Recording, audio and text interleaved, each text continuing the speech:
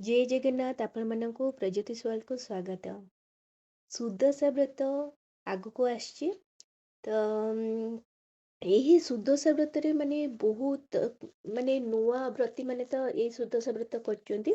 तो जो माने सुदशा व्रत करचंती से नुआ हुंतु पुराना हुंतु तो विशेष करी नुआ सुदशा व्रत केउठी आरंभ करिवे, कौन खाइबे कौन नहीं, जदि आपण बाहरे रहउचंती से माने करि परिबे कि नहीं कि केमिति करिवे।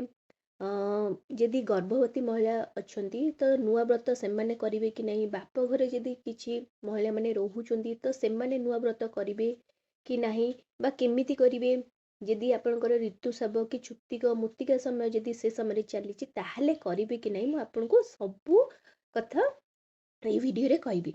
तो नुआ सुदशा व्रत देखंतु माँ लक्ष्मीकर सबुठारु प्रिय व्रत होची सुदशा व्रत। तो यहाँ जेकोसी मसरे पड़ी पारे किंतु शुक्ल पक्षर गुरुवार सहित दशमी तिथि पड़िले ही सुदशा व्रत पालन करा जाय थाए। एते वर्ष परे बहु वर्ष परे एथरक नुआ सुदशा व्रत करछि। तो नुआ सुदशा व्रत तो जो माने चेष्टा करंतु समस्ते करिवा पई, जो माने करि नांती एते वर्ष हेलानी तांकर विवाह को हे साथिबो तो से माने केउठी करिवे देखंतु। प्रथमे आपण चेष्टा करंतु निज घरे माने निज घरे अर्थात निज गाँ रे जेउठी आपण बा हेकिना प्रथम थर आसचंती माने निज गाँ रो माटी रे बा निज सासु घरे ही आपण चेष्टा करंतु करिया पई निजर कूल पुरोहित नहले ब्राह्मणक द्वारा तो आपण निज सासु घरे करने को सब चेष्टा करंतु। देखंतु व्रतटी चाहिए जदि आपण निज माने एबे जदि आपण स्वामी सहित रोहुचंती बाहर स्थान रे तो सेठी आपण करि परिबे, कि आपण मंदिर रे चाहिए जदि करि परिबे। किंतु जेहेतु आपण प्रथम थर पई आरंभ करचंती तो प्रथम थर सब बेले निज सासु घरे ही आरंभ करले, निज माँ माटी रे निज माटी माँ रे यदि सेठी से घरे करूचंती ना तो व्रतटी बहुत भलरे थाए हैला। तो बहुत माने आपण निजको ही शांति लागिवो बुझिले तो तेणु करी जो माने नुआ सुदशा व्रत करूचंती तो से माने चेष्टा करंतु सबु बेले निज माने शाशु घरे ही करिया पई। देखंतु जो माने ओडिसा रहउचंती निज शाशु घरे आसी करिया पई, जो माने ओडिसा बाहर रे किंतु इंडिया भितर रहउचंती बुझिले तो से माने भी चेष्टा करंतु निज शाशु घरे आसी जेहेतु एते वर्ष परे आछि चेष्टा करंतु आसी करी करिया पई। जो माने इंडिया बाहर रहउचंती ठीक अछि, इंडिया बाहर लोक मान महिला मानक पई कहउची तो जेहेतु एते वर्ष हेलानी सुदशा व्रत पड़िनी कि कौनसी कारण से माने आसी पार नांती ताहले सेई क्षेत्र रे से माने निज घरे सेठी नुआ करी सुदशा व्रत करि परिबे। ता सहित आपण चाहिए जदि माने ब्राह्मण को द्वारा आपण बाहरे पूजा पाठ माने सुदशा व्रत आरंभ करि परिबे। किंतु आपण जदि पॉसिबल होउची ताहले निज सासु घरे ही आरंभ करंतु। जदि आपण बाप घरे रहउचंती ठीक अछि, माने बाप घरे रहउचंती बाहरे जॉब करचंती बा बाप घरे रहउचंती ताहले सुदशा व्रत केउठी आरंभ करिवे। देखंतु बाप घरे सुदशा व्रत आरंभ आपण करि परिबेनी, कारण माँ को पाखे से दिन पूजा हबो। तो बाप घरे जेहेतु आपण गोत्र अलगा हो जाइए, बाप घरे पूजा कले समस्ते कहे लक्ष्मी पलि जाती तो झील बाप घरे पूजा करे नहीं, तेणु आप चेष्टा करंतु शाशु घरे जाई पूजा करने। जदि शाशु घर को न जाई पारुचंती कि कौनसी दूर जगह कि कौनसी असुविधा कारण ताहले आपण कौन करंतु मंदिर रे पूजा कर दियंतु, किंतु बाप घरे रही बाप घरे ही सेठी पूजा कर पारे। चेष्टा करंतु सबले शाशु घर को जाई प्रथम थर नुआ सुदशा व्रत करिया पई।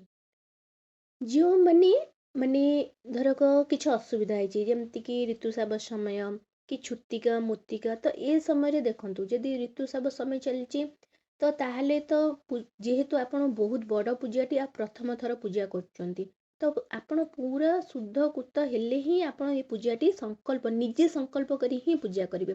तो पूजार आपण को बसिबा को पड़िबो, तेणु करी आपण करि परिबे नाही। जोंकर छुत्तिका मुत्तिका भी चलीची चाहिए मध्य आपण मध्य करि परिबेनी। जो माने एते वर्ष हेलानी अपेक्षा करथिबे भी से माने मध्य करि परिबेनी यदि आपनक छुत्तिका मुत्तिका पड़िची ठीक अछि। तो ऋतुस्राव समय छुत्तिका मुत्तिका नुआ सुदशा व्रतधारी माने ये पूजाटी करि परिबेनी। ऋतुस्राव जो मानकर चलची तो 7 दिन रे किंतु से माने मुंड धोई गाधेई से माने पूजा करि परिबे। 7 दिन रे ही पूजा करि परिबे, जेहेतु घर पूजा होउची तो 7 दिन रे आपण पूजा करि परिबे ठीक अछि। ତାପରେ ଗର୍ଭବତୀ ମହିଳା ନୂଆ ବ୍ରତ କରିପାରିବେ କି ନାହିଁ? ଗର୍ଭବତୀ ମହିଳା ଯେଉଁମାନେ ପ୍ରେଗନେଣ୍ଟ ଲେଡି ଅଛନ୍ତି ସେମାନେ ଏହି ନୂଆ ବ୍ରତ ଆରମ୍ଭ କରିପାରିବେ, ନିଜେ ସଂକଳ୍ପ କରି ପୂଜା କରିପାରିବେ।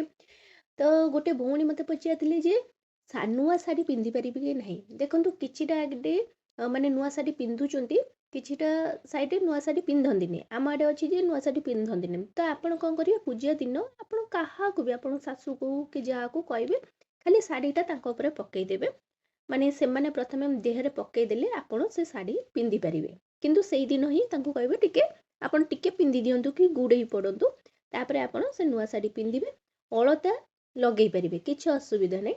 ଆଉ ସଂକଳ୍ପ କରି ଆପଣ ପୂଜା କରିପାରିବେ, ବ୍ରତ ମଧ୍ୟ ବାନ୍ଧି ପାରିବେ, ସବୁ କରିପାରିବେ। କିନ୍ତୁ ଆପଣ ଚେଷ୍ଟା କରିବେ ଯେ ଜଲ୍ଦି ପୂଜା ସାରିଦେବେ।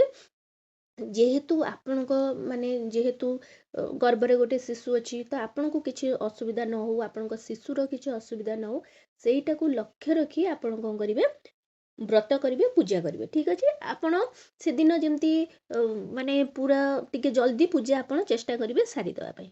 ଠିକ୍ ଅଛି?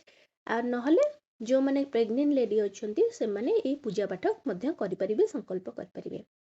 ତା ସହିତ କ'ଣ ଖାଇବେ ଏବଂ କ'ଣ ନାହିଁ? ଦେଖନ୍ତୁ, ଯେହେତୁ ମାଙ୍କର ପୂଜା ଅଛି, ସେଦିନ ଆପଣ ପଣା ପିଇପାରିବେ। ମାନେ ଘର ତିଆରି ପଣା, ବାହାର ଖାଦ୍ୟ କିଛି ବି ଖାଇବେନି। ଆପଣ ଯଦି ଘରେ ତିଆରି କରୁଛନ୍ତି ପଣା ପିଇପାରିବେ, ଲସି ପିଇପାରିବେ, ଜୁସ୍ ପିଇପାରିବେ। ତା ବ୍ୟତୀତ ଆପଣ ମାଙ୍କ ପାଖରେ ଯାହା ବି ଭୋଗ ଲାଗୁଛି, ଠିକ୍ ଅଛି? ତ ଭୋଗ ଲାଗୁଛି ସେଇ ଭୋଗ ଆପଣ ଖାଇପାରିବେ।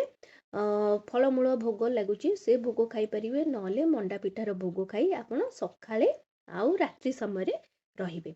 ସେ ସମୟରେ ଯେମିତି ଆମର ମାନେ ଅନ୍ନ ଭୋଜନ କରିବା କି ରୁଟି ପରଟା ଖାଇବା, ଏଇଟା ଟିକେ ବାରଣ ଥାଏ। ମାନେ ମାନେ କ'ଣ କହିଲେ ବୁଝିଲେ ତ? ମାନେ ଚୁଲି ରନ୍ଧାଯୁକ୍ତ ଖାଦ୍ୟ ଖାଇବା ମାନେ ଖାଆନ୍ତି ନାହିଁ। ତ ତେଣୁକରି ଆପଣ ଚେଷ୍ଟା କରିବେ ତ ସେଦିନ ରନ୍ଧାଯୁକ୍ତ ଖାଦ୍ୟ ଖାଇବେ ନାହିଁ।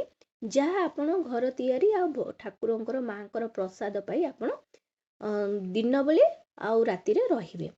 ଯଦି ଆପଣ ପ୍ରେଗନେଣ୍ଟ ଲେଡି ଅଛନ୍ତି ତାହେଲେ ଆପଣ କ'ଣ ଖାଇବେ? ଦେଖନ୍ତୁ, ପ୍ରେଗନେଣ୍ଟ ଲେଡିଙ୍କ ପାଖରେ କିଛି ବି ବାରଣ ନାହିଁ। ଆପଣ ସେଦିନ ଫଳମୂଳ, ପଣା, ଠାକୁରଙ୍କର ଭୋଗ, ମଣ୍ଡା ପିଠାର ଭୋଗ ହେଲା।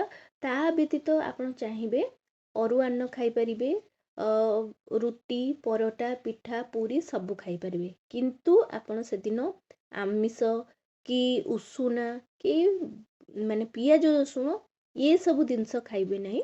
ଘର ତିଆରି ସବୁ ଖାଦ୍ୟ ଖାଇପାରିବେ। ଠିକ୍ ଅଛି?